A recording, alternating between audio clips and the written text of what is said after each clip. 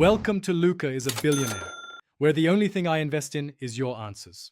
You'll start by confirming essentials: a working Xbox controller and a PC with Windows 10 or newer. Plug in wired USB or pair via Bluetooth now, because a stable connection prevents input lag.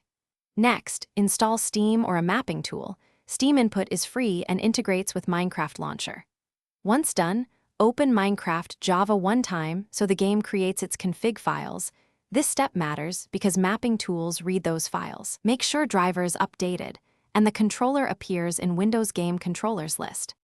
Now you'll map buttons and tune behavior. Launch Steam Big Picture and add Minecraft as a non-Steam game so Steam input can intercept controls. Open controller configuration and assign left stick to movement, right stick to look or mouse emulation, A for jump, X for inventory, RT/left trigger for primary/secondary actions. Explain why. Consistent bindings reduce confusion while switching between keyboard and controller. Adjust dead zones and sensitivity to avoid drift, then save a named profile. Make sure to enable desktop configuration if Minecraft won't accept mappings directly.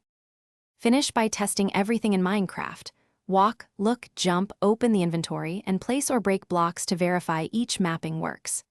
If controls don't respond, try toggling Steam input for that game, then restart Steam and Minecraft. This often forces the profile to load. If drift or disconnects occur, update controller drivers, check Bluetooth battery and interference, and recreate the profile with different dead zone values. Remember, one clean profile per game keeps settings predictable and fixes most issues quickly. Thanks for watching and please subscribe. It's the best investment you'll ever make.